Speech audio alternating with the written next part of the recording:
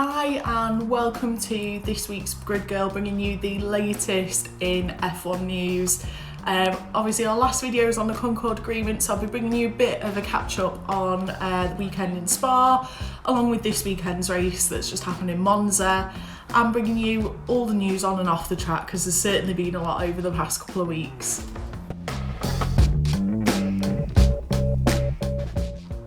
So, as you'll have seen in my last video, we talked a lot around the signing of the Concord Agreement. So, all 10 teams have now signed into the new Concord Agreement, which will last through until 2025.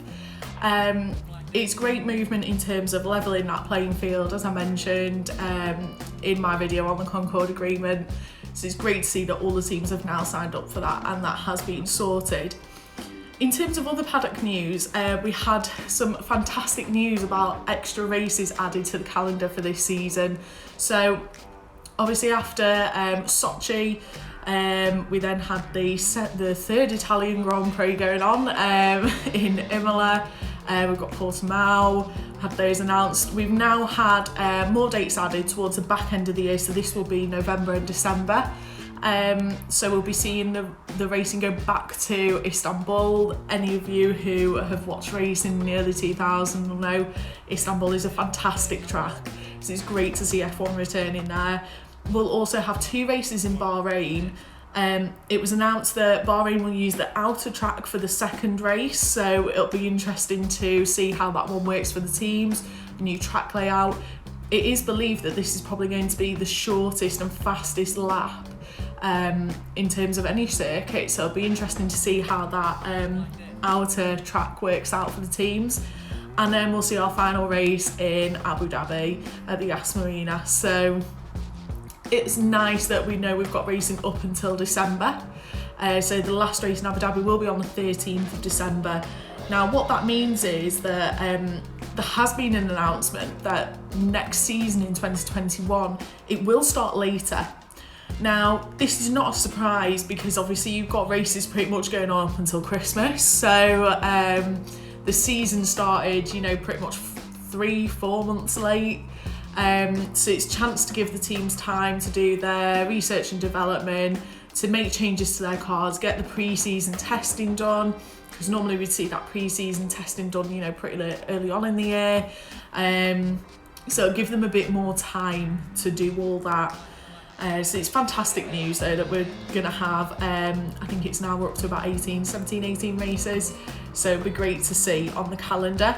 In terms of other news, in terms of races, we did see an announcement kind of rumouring this week that we may see fans at Sochi and at the Nürburgring. So this would be fantastic for the sport. I know spectators are absolutely dying to get back to the tracks, to be able to, to watch the cars, watch the races, and we've had some fantastic racing, especially over the past few weeks. So, it'd be great if we can see fans back there. Nürburgring is personally one of my favourite tracks, so I'm excited that we've got that German race back, because I know this year they took it off. There's going to be no Hockenheim, no Nürburgring, which are 2 of my favourite tracks personally. So it will be nice to see at least one of them back on the calendar, and it would be even better if we could see fans there. So fingers crossed for that.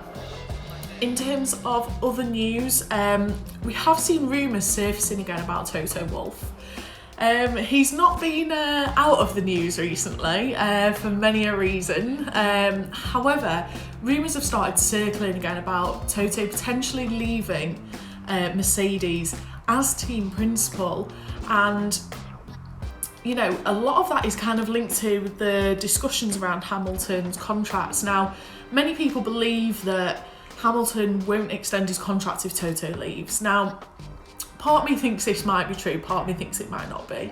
Hamilton has been very quick to quash rumours that regardless of whether Toto's there, he's willing to discuss, re-signing, but it's not something that he wants to look at right now. So what that means is we could potentially see a massive change in drivers, and if Hamilton goes, who replaces him? However, in terms of Toto, we've seen Andy Cowell leave already this year, and if Toto leaves, is this the unravelling of the team that has really dominated the sport over the past 7 years, and it'll be interesting to see what happens. Toto has rumoured about, wanting to do other things within Mercedes, so not leaving Mercedes completely, but looking for a new challenge. As he has been the team principal for a long time. He was like a deputy team principal role at Williams prior to that, so it would be quite a change for him. He does have a lot of shares in other F1 teams, so maybe that he goes and works in a more kind of knowledgeable capacity rather than actually day-to-day running of the team. So it'd be interesting to see how that one pans out. There was also a bit of random news this week, but quite bizarre situation going on that Pierre Gasly's home in Normandy was actually burgled a couple of weeks ago while they were at Spa. And, it's a very bizarre story to come out in the press, but something that we haven't really spoke about. So it was quite an interesting story to see. Luckily, nobody was harmed. It's nothing that was nothing sentimental's been taken. So we're good on that front. But just quite a shocking story actually to see in the press that these drivers are going off, but people have got eyes on their homes. So and then in Spa, we saw the 1 year anniversary of the passing of Antoine Hubert. This was, a big... You saw the F1 community come together, and it is really sad when we see, especially somebody so young, lose their life in such a tragic racing accident. And, it was part of what Pierre actually struggled with during the 2019 season. Many of the drivers, so you've got the likes of Charles Leclerc, Pierre Gasly, Esteban Ocon, who grew up with Antoine. So you saw many of them go up and lay flowers, pay tributes to the driver. You'll have seen that over the Spa weekend, all the drivers were wearing a little pin badge with the star and the 19, which was Antoine's number, and you saw them all showing that on the car as well, just on little corners, on helmets, just to kind of not forget what happened. And to be honest, that was probably one of the biggest shocks in the F1 community since the death of Jules Bianchi, who is Charles Leclerc's godfather, if I remember rightly. So it's not something we see very often, but it does really bring the F1 community together, and we certainly saw that at Spa.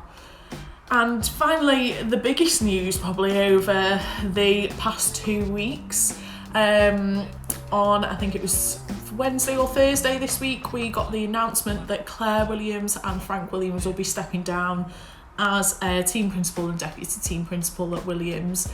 It was quite a shock really to hear the news. I'm not surprised. Obviously recently we've been talking about the fact that they've been, the team's been bought by Drulton, who are looking to, who have bought the team essentially. They seem to be quite happy with keeping Claire on as deputy team principal. I think for Claire it just didn't feel right.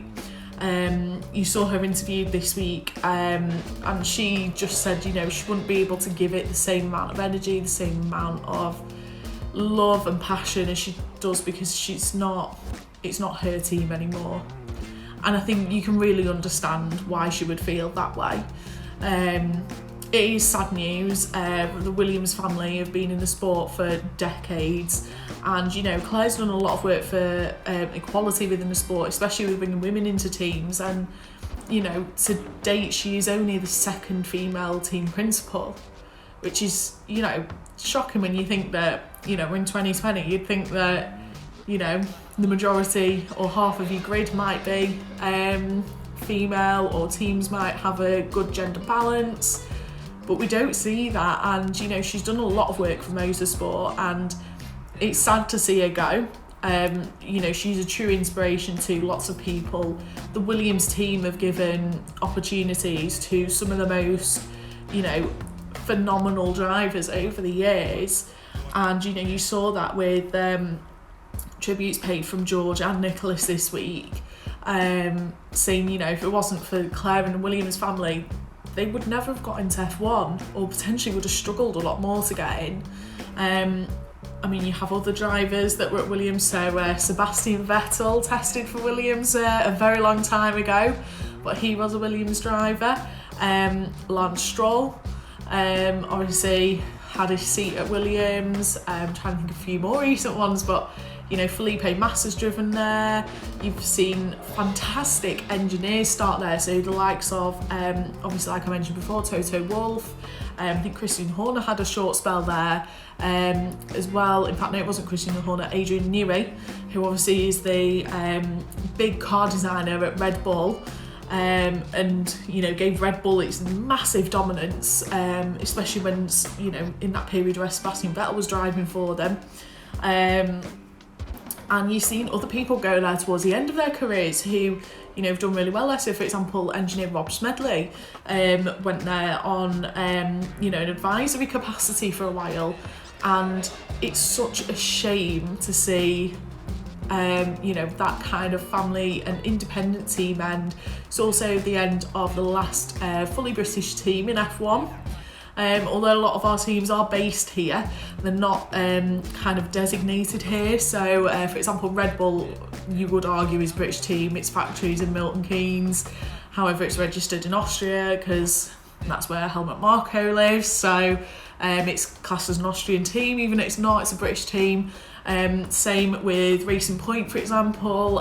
Their base is just further up the road, I think in Bracknell. Again, but they're registered elsewhere. You've also got, you know, a few other teams that spring to mind. I'm trying to think off the top of my head, but there are a few more teams at McLaren, for example, you know, based in the UK, but obviously are not a UK team anymore. So it's sad. It's definitely going to be a sad weekend. So after Monza, there will no longer be team principal. Rumour is that there are 3 names that are being bandied about. One of them I know is James Matthews, who is brother of Spencer Matthews, who you might know, reality TV star, and is currently married to Pippa Middleton. So that name's been bandied about as one of the investors within Droylton, and it'll be interesting to see who they bring on as team principal after Monza, but I'm sure we'll find out in the next couple of days. So looking at Spa was it an interesting weekend? I'm not sure. To be honest, I found it probably one of the most boring weekends we've seen this year, which surprises me because Spa is such a fabulous circuit. You know, it was a bit of a boring race. It was predictable. You know, in qualifying we saw strong qualifying from the Mercedes team, which meant it was a straight 1-2 for them. Verstappen in third. It's like every lineup we've seen every single week this season, pretty much, give or take.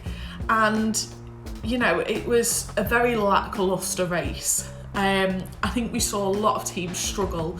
Now, Spa and Monza are both very kind of downforce tracks, so some of the cars really struggle, and we certainly saw that, especially with the Ferraris that really didn't do well. None of the Ferrari powered teams did particularly well, but that's no surprise this season.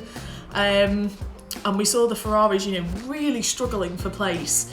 In qualifying, Charles and Seb 13th and 14th on the grid. Now, if you'd asked me last year, would I expect to see Sebastian and Charles in 13th and 14th, I'd have absolutely, you know, bet my bottom dollar that would be not happening. And you really saw the struggle. Neither of them did particularly well in the race. Charles did manage to claw a bit back and got up to 5th, but it still wasn't a fantastic day, and I think really Charles only did a lot of that because he capitalised on other teams' kind of misfortunes. We also saw a bit of a poor day from the McLarens, who seemed to kind of really struggle with the race. So obviously Carlos had a DNS, so he had issues prior to the race starting, which meant he actually couldn't start the race at all. they believed it was some kind of power issue. They'd been having some issues with the engine prior to that, I think. And it was a concern for Lando, who didn't finish particularly well himself. Unfortunately, we saw that crash on lap 11 between Giovinazzi and George Russell. Very lucky that did not end, much worse than it did. Both drivers walked away from the crash totally unharmed, so it was good to see. However, that did kind of ruin the party for them. We also saw a really strong result from Renault, and Renault have had an interesting season. I think they've had some really strong races and some really poor races, and they are bringing that fight for the best of the rest. And it's great to see Ricciardo is going from strength to strength at the moment, and he still does have that bet with Cyril about if he gets on the podium, Cyril has to get a tattoo. Be interesting to see. I would really love to see that happen, just because I think it brings a bit of humour to the sport, and as we know, Daniel Ricciardo is no stranger to having a bit of a laugh on the grid. We also saw Racing Point having a bit of a struggle throughout the weekend, so the qualifying wasn't great for them, and neither was the race. They didn't actually seem to move anywhere from where they qualified, which is a shame, because you'd think with the Mercedes doing so well there, Racing Point would be right behind, but unfortunately that wasn't the case. And we did see Alex really struggle with the race pace again in the Red Bull. He was really struggling to even stay in the points, which just seems baffling, really. But it's something we're seeing, and the Red Bull team have made it very clear they are sticking with their guns. Alex is staying. They feel like they have more of a future long term with Alex, and I'm really struggling to see that, because I actually don't think he's doing any better than Gasly did originally, and I don't think it would be the right thing to swap the drivers back round, because I think Gasly's coming to his own being back at Toro Rosso. Gasly had a really strong day at Spa. He was up to 4th at one point, and he did drop back a bit. It was tyre degradation, wasn't working well for him. It was a bit of a poorly planned pit stop when they went, and just the strategy just didn't work out for him on that day. But he still finished well, and he still finished above Albon. And rumours are, is he going to go back to Red Bull? What's going to happen? But I just don't see how that's going to work for either driver. What I do see potentially happening is Albon being put back to Toro Rosso. I think Kvyat is at risk, majorly at risk of losing his seat, because when you look at his performance compared to Pierre's, it is nowhere near in terms of their qualities, their strengths. And Daniel has been at Red Bull, it didn't work. He has been at Toro Rosso and also was dropped at one point from Toro Rosso, and they brought him back, and I don't really think he's adding anything that they couldn't get from another driver. But we'll see how it pans out for the rest of the season. I really hope, for the sake of Alex, that it doesn't end like that, but I do fear that it could end like that soon. Now we go on to Monza, and what a race in comparison to Spa. Where to even start is beyond me. So in terms of qualifying, we saw strong qualifying from the Mercedes again. We thought it was going to be Mercedes 1-2. How we were mistaken. I think in terms of qualifying, we didn't see that much different to Spa. And, as I mentioned before, they are quite similar tracks in terms of downforce. So, we're not surprised by that. What I am surprised by was the race. So, in terms of the start, we saw Bottas absolutely drop down the grid. He initially thought he had a slow puncture. The team said to him, no, it's not an issue. They think that it is linked to the removal of party modes. I touched on this probably a couple of weeks ago. And, the removal of qualifying modes, basically. And it was interesting to see how that affected the Mercedes. Didn't seem to affect Hamilton at all. However, Bottas not having a great day. And I know that Hamilton had mentioned after qualifying that he had made some changes to the car from what they had done in free practice. So whether those changes meant that he didn't struggle as much as Valtteri, but Valtteri really was not happy on the day on Sunday. We then saw the McLarens just up on the reactions. Like, they were so straight down up to, I think at one point they were third and fourth, or second and third. Both Lando and Carlos straight up there. And I mean, fantastic to see Carlos Sainz, you know, pretty much the only person he's fighting is Hamilton.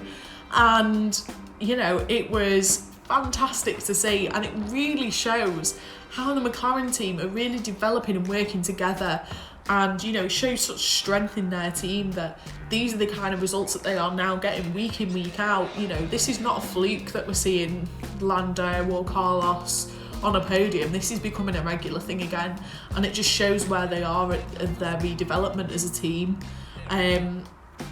Unfortunately, early on we saw the unfortunate retirement of Sebastian Vettel due to him having no brakes. I mean, you saw the brakes just fire up and fly off. So absolutely not a great day for him, going through the polystyrene barriers. It just was an absolute... I just don't know what to say. It was an awful weekend. They didn't qualify well. I mean, Sebastian didn't even make it into quali 2. Charles didn't make it into quali 3, and it was shocking to see Ferrari in such a state. And I think we can safely say Ferrari have hit rock bottom now. They have. And it really it hurts me to see, as Sebastian says, everyone is a Ferrari fan. No matter who you support, you're a Ferrari fan, and I agree with that philosophy. I will openly admit that I love the Ferrari team. You know, some of my favourite drivers have driven for them. So, you know, one of my heroes growing up was Michael Schumacher, and to see where they were then to where they are now, when they've got two fantastic drivers. They've got a 4-time world champion and somebody who's tipped to be a future world champion, and they just can't seem to make it work. And it was really sad to see. Unfortunately, Charles also had that crash around Parabolica, which meant that there was a red flag to the race, which benefited quite a few of the drivers because they got free pit stop basically. However, prior to that, we saw Albon, unfortunately, who had a fantastic qualifying, not have a great race. So usually we see Albon struggle with the qualifying and kind of make it back up in the race. This week it was the other way around. And then, yeah, he got a 5-second penalty for a bit of a tussle with, I think it was Grosjean. And, you know, it was just unfortunate for him, really. He just then remained at the back of the grid. That tussle he'd had meant he'd damaged the car as well, and it was on the floor, so there was nothing he could do about it. It meant that he was losing a second per lap. Yeah, it was just not a good day for Albon. But it wasn't a good day for Red Bull in general, because then we saw Verstappen retire due to reliability issues as well, and you could tell he was furious about that coming out of the car. So it was a shame to see you know, no Red Bulls and no Ferraris. However, that did lead to possibly one of the most interesting races we've seen in a long time. So you've got the Red Bulls out, you've got the Ferraris out. How's it going to work now? Well, next we'll see the McLaren's out, the Mercedes out. So we saw Magnussen basically have a reliability issue that meant he had to pull over. Now, he pulled over on the escape road near the pit lane entrance, and it was yellow flag to start off with. It was single yellow flag. Now, our favourite Frenchman, Pierre Gasly, decided he would come in for a pit under the yellow flag. Perfectly fine. Roll on 1 lap later, when a safety car is deployed, because they realised that, they're going to struggle to manoeuvre it in the pit entrance without blocking it and blocking cars and cars coming into them, putting stewards at risk, etc, etc. So they basically closed the pit lane. So the only person who pitted at this point is our good friend Pierre Gasly.